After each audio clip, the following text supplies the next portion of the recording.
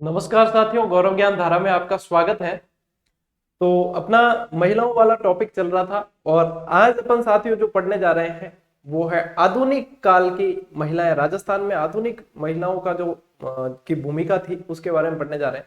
अभी तक अपन ने मध्यकालीन महिलाओं की भूमिका पढ़ ली है और आज अपन जो शुरू कर रहे हैं वो आधुनिक कालीन महिलाओं की भूमिका है। हालांकि ये भी दो क्लास में होगी पूरी।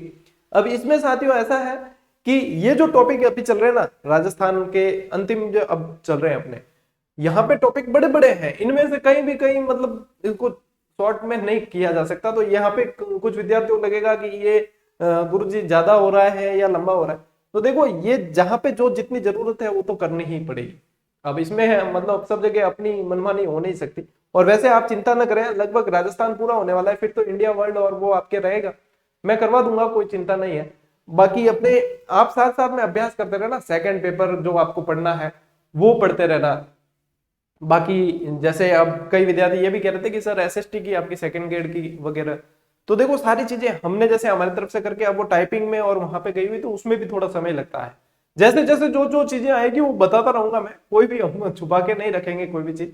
तो चिंता न करें, बने रहे तो साथ में धीरे धीरे जैसे जैसे जो आएगी अपडेट वो देता रहूंगा। जब तक आप आरबीएससी एनसीईआरटी वगैरह जो भी पुरानी चीजें जो पढ़ रहे थे उन्हें पढ़ते रहें और अच्छी तरीके से तैयार करते रहे। तो अब ज्यादा समय व्यर्थ नहीं करते हुए सीधे ही अपन आ जाते हैं क्लास के ऊपर।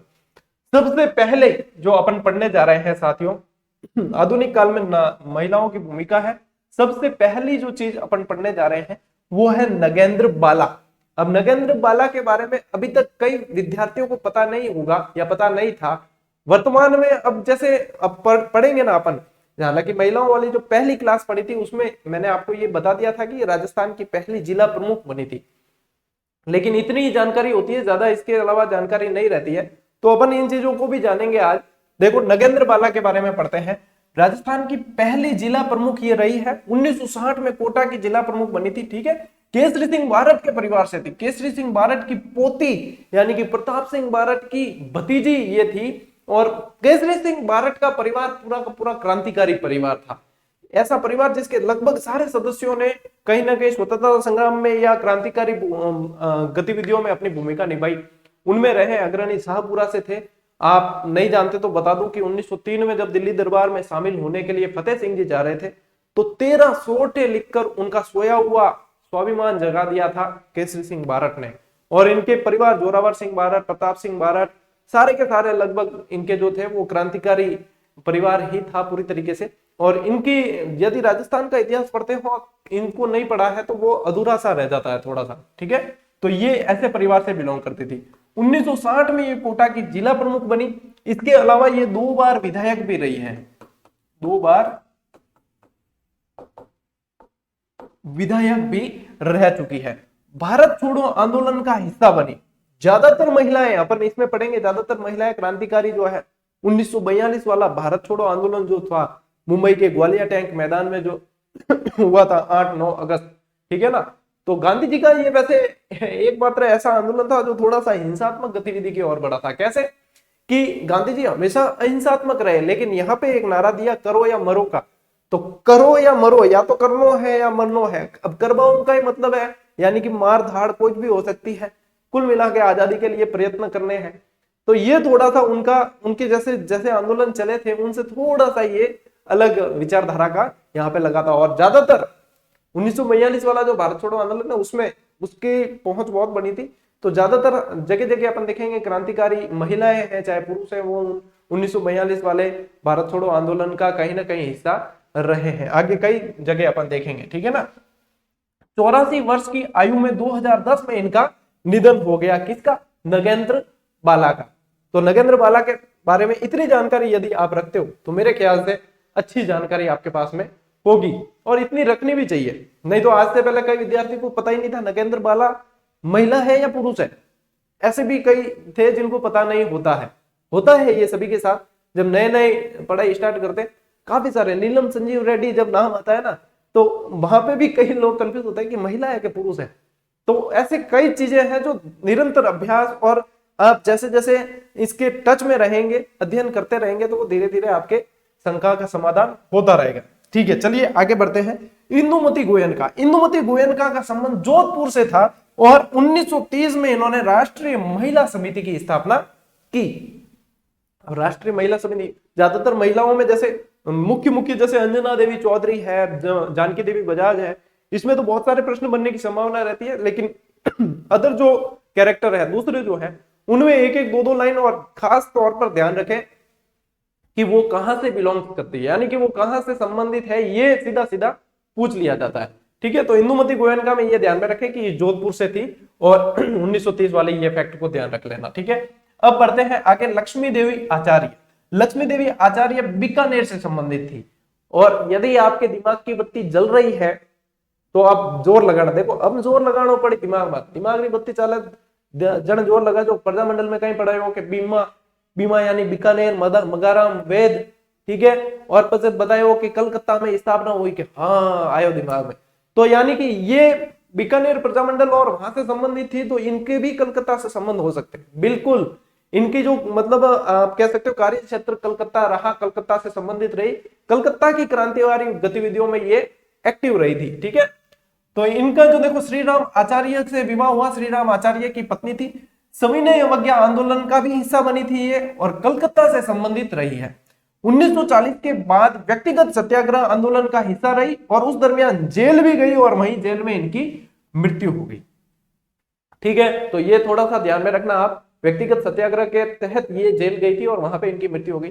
ज्यादातर महिलाओं में आप यहाँ पे क्रांतिकारी आधुनिक काल की पढ़ रहे हैं तो सविनय अवज्ञा आंदोलन या भारत छोड़ो आंदोलन या गांधी जी से संबंधित कोई ना कोई आंदोलन की कहीं ना कहीं वो हिस्सा रही होगी, ऐसा अपने ज्यादातर में ये चीज पढ़ेंगे।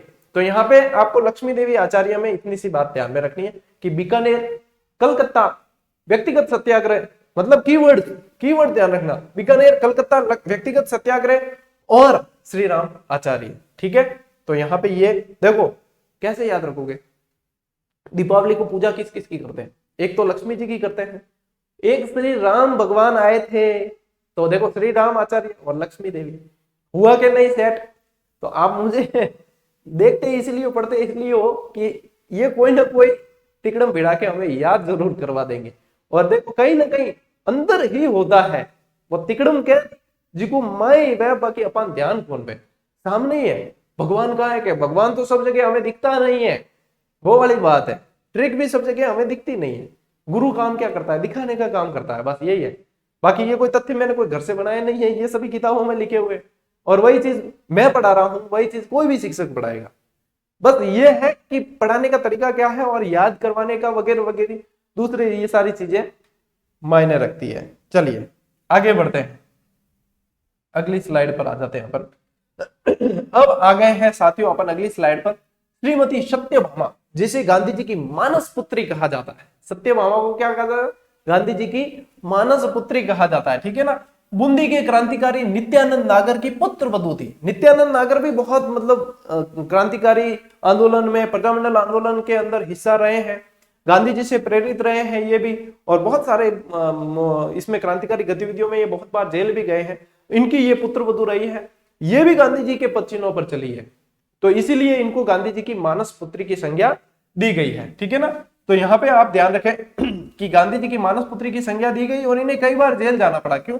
ऐसी कोई ना कोई गतिविधि होती थी, जेल भरो आंदोलन है या कोई आंदोलन है, तो उस दरमियान कई बार ये जेल भी गई है। यदि यहाँ पे आप ध्यान देते हैं तो गांधी जी की मानस पुत्री तो यह है, लेकिन गांधी जी का पांचवा पुत्र किसे कहा जाता है?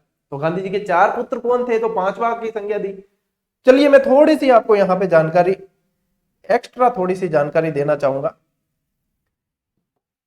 अपन एक व्हाइट बोर्ड पे अलग से आ गए हैं, यहाँ पे मैं थोड़ी सी आपको जानकारी देना चाहूंगा कि गांधी जी की देखो मानस पुत्री तो वो कह दिया, गांधी जी का 5वां पुत्र, एक मिनट, गांधी जी का ये 5वां पुत्र, ये पंचम वेद, ये 5 वाली चीजें है ना, बहुत पूछी जाती है। ठीक है ना। तो ध्यान रखना, वैली किशन, रुक्मणी री और ये सब, जाम्बोजी वाला भी बताया था मैंने, विष्णु योग का 5वां ग्रंथ, जम्ब सागर, ये सारी चीजें आपको मैं बताता चलता हूँ साथ साथ। देखो मुझे याद रहती है तो आपको भी याद रहनी चाहिए, नहीं रहती तो बदामा खाओ, चाहे शंख पुष्पी पियो, कुछ भी करो, लेकिन याद रखो, क्या भी करने याद रखना जरूरी है। याद नहीं रखो लान पड़ी ओडो भी कोई काम नहीं आवेला। और याद रखना तरीको भी बताऊं मैं तो है, दूसरी चीज तो क्या करा, तो कुछ ना कुछ करके कैसे भी करके याद तो रखना पड़ेगा। तो गांधी जी का पांचवा पुत्र साथियों जमनालाल बजाज।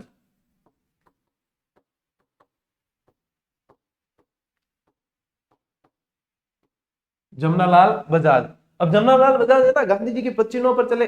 पच्चीनों पे चलने का क्या मतलब, गांधी जी जहां जहां से गए वहां से गए थे क्या, नहीं, उनकी जैसी जैसी गतिविधियां करते थे ये भी। इसी देखो गांधी जी ने चरखा कातने का कहा, इन्होंने 1927 में चरखा संघ की स्थापना कर दी।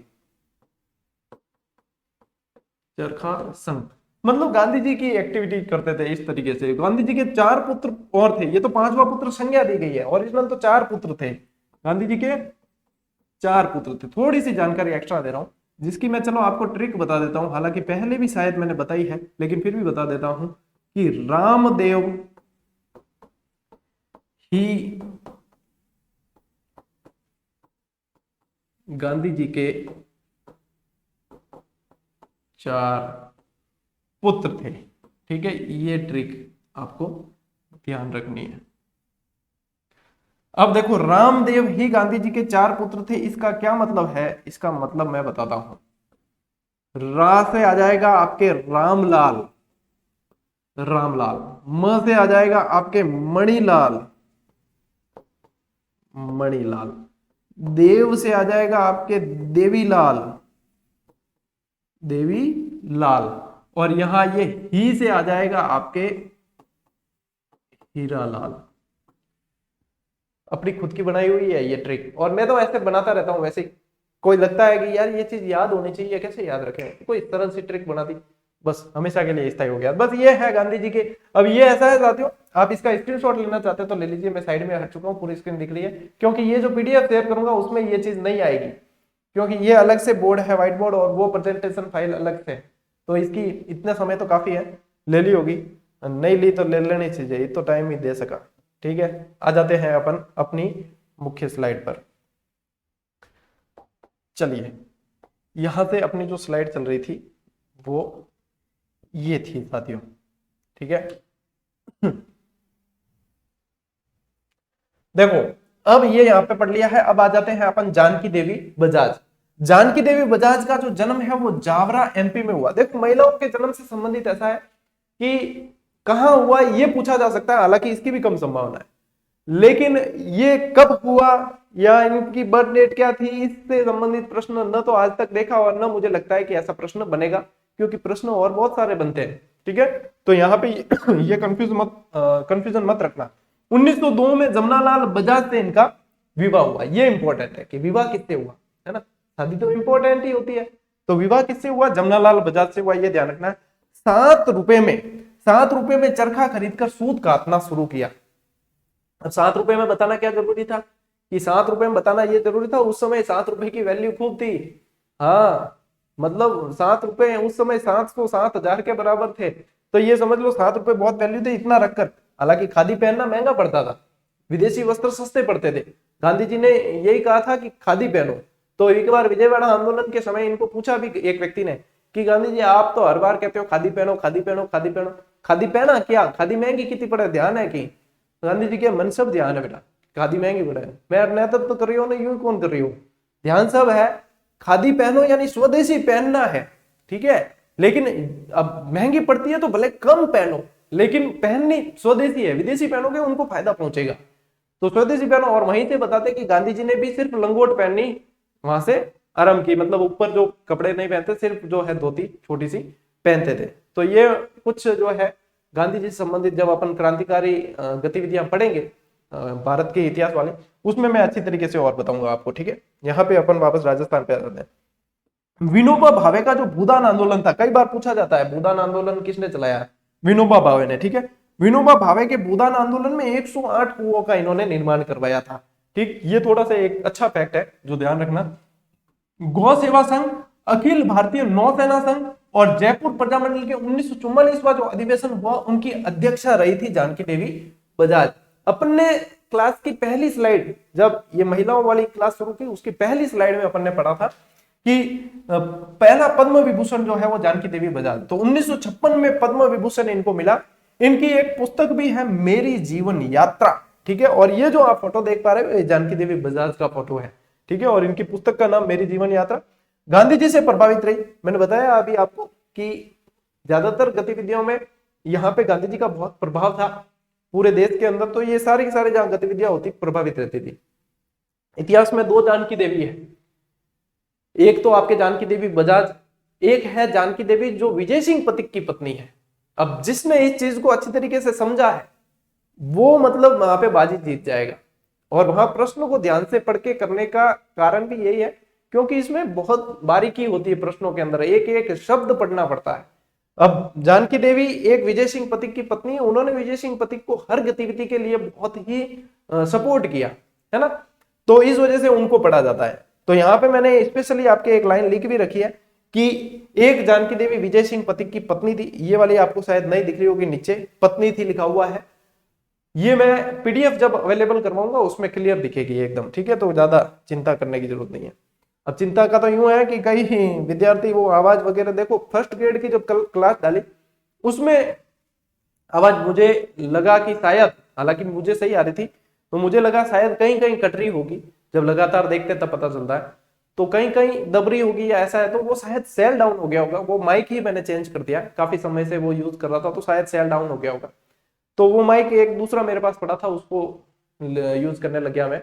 तो अब मेरे ख्याल से आवाज की समस्या नहीं होगी। और जैसे इको वगैरह ये होती है ना समस्या थोड़ी, तो ये क्या होता है कि जैसे स्टूडियो में खाली होता है, ये खाली होने से क्या है कि ये थोड़ी सी तो होगी, हालांकि ये जो माइक होते हैं वो नॉइज कैंसलेशन वगैरह सब कुछ इसके अंदर फैसिलिटी होती है, तो अदर साउंड कुछ भी नहीं आता है, सिर्फ वॉइस आती है।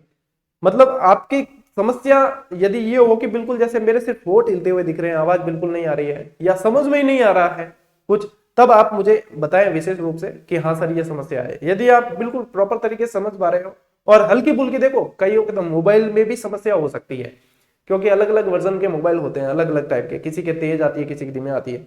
मेरी तरफ से यहाँ से मैंने सब सेटिंग कर रखी है और व्यवस्थित मैं बार बार चेक भी करता रहता हूँ स्क्रीन पे कि हाँ सब कुछ प्रॉपर चल रहा है या नहीं। यदि कोई मेजर समस्या आती है तो बताएं। बाकी ये तो क्या है कि ऐसा ही है, देखो अब साउंड आवाज भगवान दी जड़ी रही और माइक बेचारों क्या करे हैं, इतनी कोई बुलंद है कौन, पर इतनी भी थोड़ी बुलंद है कि राजस्थान में सब जगह पहुंच गई है। ठीक है, चलिए आगे बढ़ते हैं। ये अपनी नई स्लाइड आ गई है। अंजना देवी चौधरी। अंजना देवी चौधरी का जन्म सीकर के श्री माधोपुर में हुआ। 1911 में राम नारायण चौधरी से विवाह हुआ। ये विवाह बहुत इंपॉर्टेंट है, ठीक है ना। विवाह का अर्थ क्या होता है? क्या गुरुजी वहन करना? अरे वहन कौन करना, विशेष रूप से वहन करो रे ठीक है ना, ऐसा कोई बात नहीं है, ये बढ़िया है। देखो जो अच्छी तरीके से समझे और जीवन के यूं कहे कि लाइफ पार्टनर अच्छा मिले तो जिंदगी स्वर्ग है, और लाइफ पार्टनर अच्छा नहीं मिले तो भी जिंदगी स्वर्ग ही मानकर चलो क्योंकि कोई इलाज नहीं है ठीक है।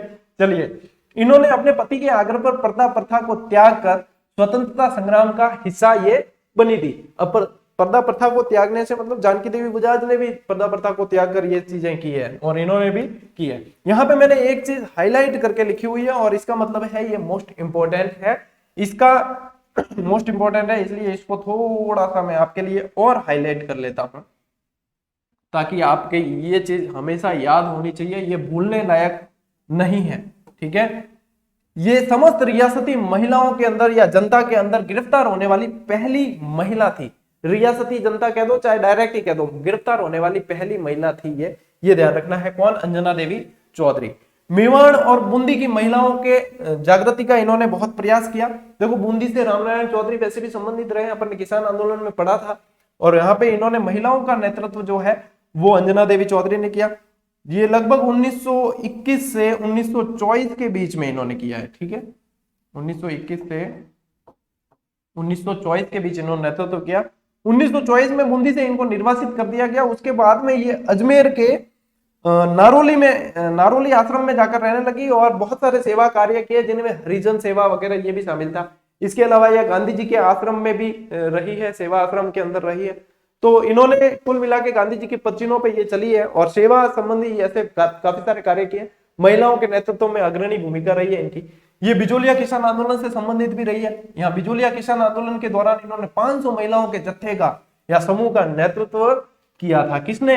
अंजना देवी चौधरी। और यहाँ पे आप जो फोटो देख पा रहे हो ये अंजना देवी चौधरी का ही है, और ये जो लिखा हुआ है ये राजस्थानी भाषा में लिखा हुई है। और आज जिस दिन आप देखोगे 21 फरवरी मातृभाषा दिवस, अंतरराष्ट्रीय मातृभाषा दिवस, अपनी मातृभाषा मारवाड़ी, मैं तो बार बार बोलता रहता हूँ बीच बीच में, है ना, अपन कोई संकोच भी कोई नहीं है बोलने में। और मातृभाषा में जो चीज समझ में आवे ना, बात तो मतलब परमानेंट पक्की हो जाए, ठिया ठोर कह दूं है। मातृभाषा का तो मतलब बहुत ही अहमियत है। मैं तो स्कूल के अंदर भी कई बार बच्चों को इसी भाषा में याद करवाता हूँ, वो याद कर लेते हैं बहुत जल्दी तरीके से। मान लो अपन हिंदी में वो समझ ही नहीं पा रहे हैं, और जो अपन मारवाड़ी में आवा नहीं, बस तो लीला ले रहे हैं, छोर बजे ला रहे कौन, हाँ मार साहब मैं देखियो आ चीज तो हाँ यूं ही वे। और हिंदी में भले कितनी भी अपन समझाने की कोशिश करो, मैं नहीं समझा, मारवाड़ी में आते ही समझ जाए। ये होता है मातृभाषा का प्रभाव। एक जनों के मातृभाषा कौन सी कैसे पता लगाए, तो क्या गुस्सा आता है जब गाली निकलती है ना, वो मातृभाषा में ही निकलती है। तो ये चीजें है, ठीक है। पिछले मातृभाषा दिवस पर हमने अंतरराष्ट्रीय यहाँ पे कवि सम्मेलन रखा था, एक कवि गोष्ठी रखी थी, और बहुत बढ़िया अखिल भारतीय साहित्य परिवार की तरफ से ये रखी थी, और आज उसका 1 साल पूरा हो चुका है। चलिए, रत्ना शास्त्री कई जगह रतन शास्त्री भी लिखा मिलेगा, कंफ्यूज मत होना। कई जना कहते हैं सर रत्ना लिख दियो थे, मैं रतन पढ़ियो, अरे ये कौन रहे, ठीक। जन्म इनका खाचरोद एमपी के अंदर हुआ, विवाह हीरालाल शास्त्री से। और मुझे जहां तक लगता है हीरालाल शास्त्री के बारे में मुझे बताने की जरूरत नहीं है, क्योंकि मैंने एकीकरण में आपको बता दिया, आपको प्रजामंडल में जेंटलमैन एग्रीमेंट वगैरह सब कुछ उसमें बताया है, ठीक है। एकीकरण में इनकी मुख्यमंत्री बनने में क्या भूमिका रही ये सब बताया है। और ट्रिक तो मेरे को लगता है आपको याद ही होगी, शोभा गोकू मानी हीरा हीरा हीरा हीरा 4 बार बोली और हीरा, ठीक है। तो जन बस ध्यान रखना कि हीरालाल शास्त्री, तो हीरालाल शास्त्री की पत्नी थी ये, ठीक है। 1929 में हीरालाल शास्त्री द्वारा स्थापित जीवन कुटीर संस्था की ये कार्य करता रही। अब जीवन कुटीर संस्था तत्कालीन जयपुर में की गई, वर्तमान ये निवाई टॉक के अंदर है, उस समय ये जयपुर का हिस्सा हुआ करता था, ठीक है। तो ये वहां पे है। फिर इनके क्या हुआ कि इनकी एक पुत्री थी शांताबाई, शांताबाई का मतलब असामयिक निधन हो गया। शांताबाई का निधन होने पर इन्होंने क्या किया, रत्ना शास्त्री ने अपने रिश्तेदार वगैरह आसपास की बच्चियों को वहां पर लाकर पढ़ाना और उनको आगे बढ़ाने का काम शुरू किया। तो ये जो जीवन कुटीर है इसी के साथ में शिक्षा कुटीर, और फिर धीरे धीरे जो है वनस्थली विद्यापीठ के नाम से बालिका शिक्षा के लिए पूरे भारत में जाना जाता है, वनस्थली विद्यापीठ टोंक के अंदर, ठीक है। तो ये आगे पढ़ते हैं अपन। देखो ये फोटो है ना साथियों, मैं बहुत छांट के लाया हूं, इस फोटो को मुझे ढूंढने के लिए 1 घंटा समय लगा है, क्यों रत्ना शास्त्री का फोटो बहुत दुर्लभ, मतलब मिलते नहीं है आसानी से, आप भले सर्च करके देख लेना, आसानी से नहीं मिलते हैं। तो ये जो फोटो है ना, ये हीरालाल शास्त्री और रत्ना शास्त्री का फोटो साथ में है, और ये फोटो आप सहेज के रखना इस चीज को, क्यों कई चीजें ऐसी होती है जो मिलती नहीं है। और अपन जैसे फोटो का प्रभाव ये होता है कि जैसे देखते हैं ना वो चीज स्थायी हो जाती है अपने लिए, तो इसलिए मैं आपके लिए स्लाइड में फोटो शामिल करता हूं। और मैंने कहा था आपको कि जब अपने पास में डिजिटल बोर्ड आ जाएगा क्रांति होगी शिक्षा में, कोई फीस देने की जरूरत नहीं है। कई विद्यार्थी कहते हैं कि सर आपके खाता नंबर वगैरह दो, हम कुछ हमारी तरफ से देना चाहते हैं, नहीं देनी, मुझे फीस की जरूरत ही नहीं है। मैं टेस्ट सीरीज भी करवाता हूँ ना, सिर्फ लागत मूल्य रखता हूँ। हालांकि जो टेस्ट सीरीज मैं दे रहा हूँ आपको वो 1000 रुपए में भी आपको ऐसी नहीं मिलेगी, लेकिन मैंने सिर्फ लागत मूल्य 51 में रखा है। वो भी इसलिए कि जो लोग टेस्ट सीरीज पर काम कर रहे हैं, जो टेक्निकल टीम है, उसका खर्चा निकल सके और वो निरंतर कार्य करते रहे। तो मैं तो देखो पागल हूं, लगातार कर लूंगा, लेकिन बेचारे दूसरे हैं, उनके लिए मैंने लागत मूल्य रखी थी। तो ये चीज, और यदि किसी को लगता है कि सर को फीस देनी चाहिए, मुझे जरूरत नहीं है, आप अपने आसपास किसी की मदद कर दीजिए, वो समझ लीजिए कि अप्रत्यक्ष रूप से मेरे पास ही पहुंच जाएगी, कोई दिक्कत नहीं है, ठीक है। आप तो बस पढ़िए, बढ़िया तरीके से पढ़िए और सिलेक्शन ले लो, और मेरी तो फीस ऐसे निकल जाएगी, ये समझ लो आप।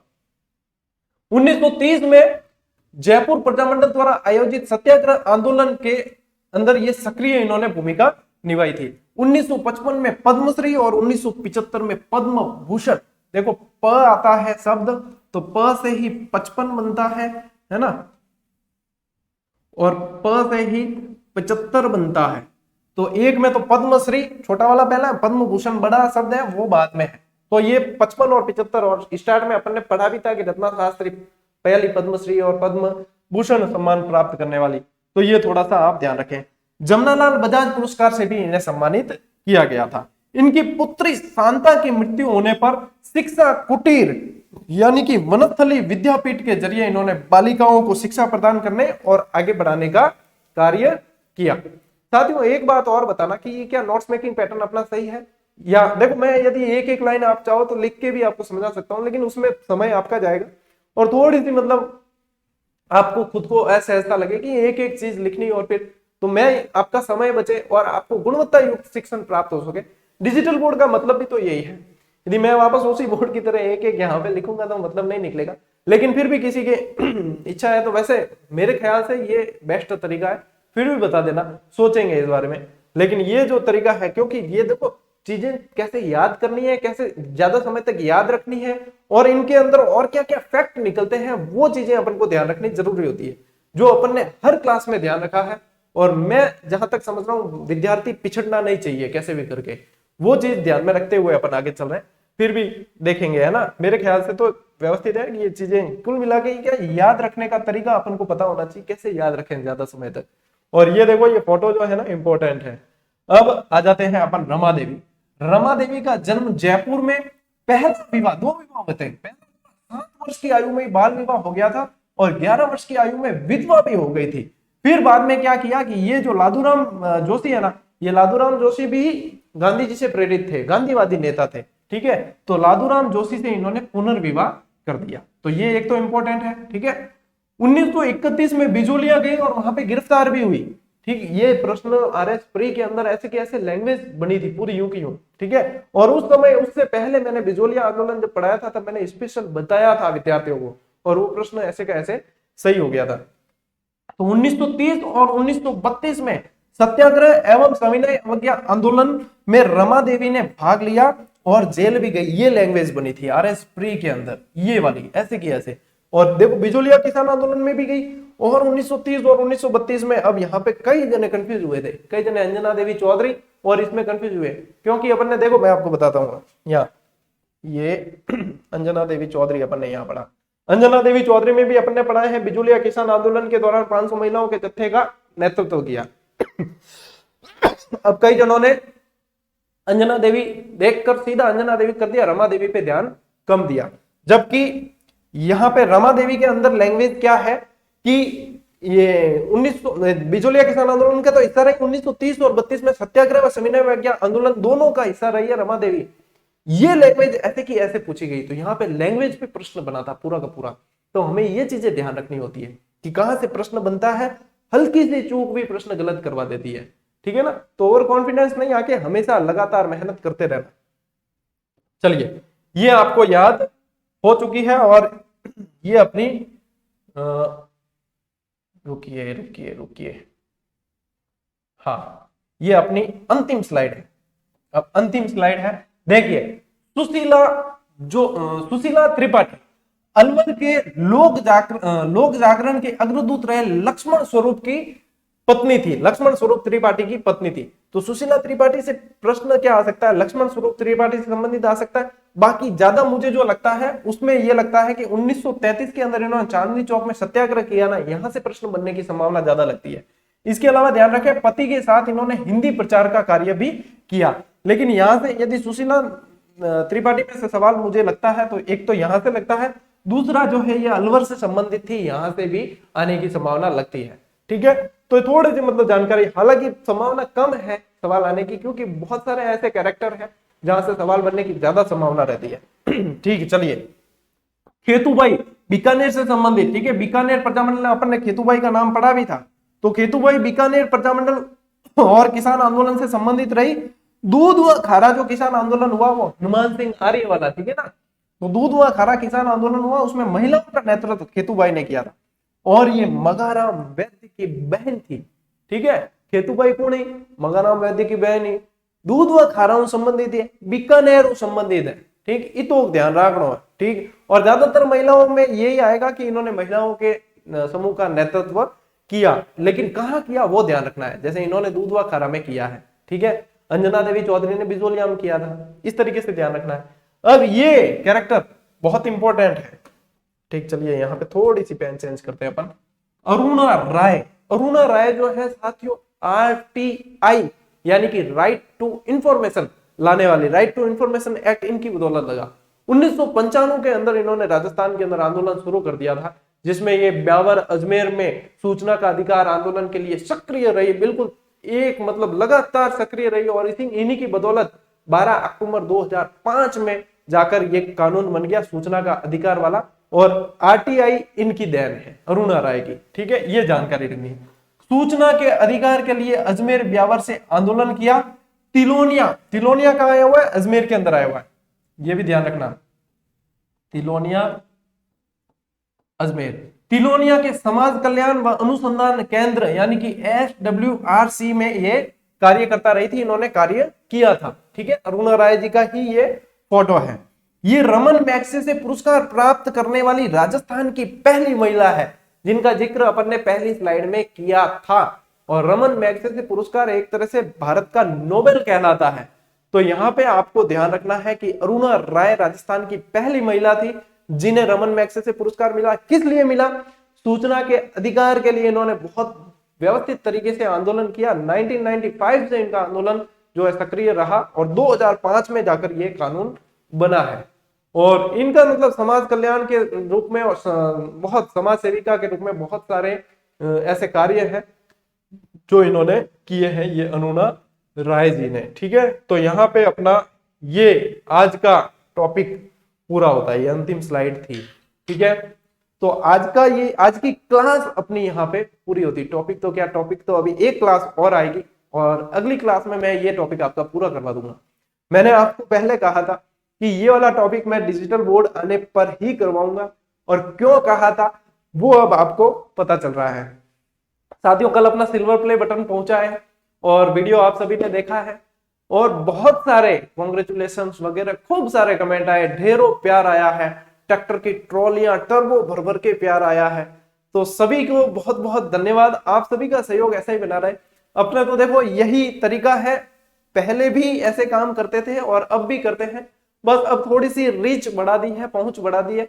और विद्यार्थियों को यदि फायदा हो रहा है तो मुझे क्लास देने में कुछ भी नहीं है, मैं तो मतलब हमेशा व्यस्त ही रहना चाहता हूं। मेरी थ्योरी है कि आदमी जितना व्यस्त है उतना मस्त है, और यही बढ़िया है। देखो, काम करने का आनंद आता है, और जब आप लोग जैसे साथी जुड़े हुए हैं, सक्रिय साथी, तो बढ़िया आनंद है। और आप लोग पढ़िए, आपके मतलब सफलता मंजिल जब तक नहीं मिल जाती तब तक क्या, उसके बाद तक भी मैं आपके साथ में ऐसे ही बना रहूंगा। ये जो जुड़े हो ना, ये मतलब लगभग आप समझ के चले जिंदगी भर का साथ है, जिंदगी के साथ भी जिंदगी के बाद भी। ठीक है, चलिए साथियों, मिलते हैं अगली क्लास में, तब तक के लिए राम राम, जय हिंद।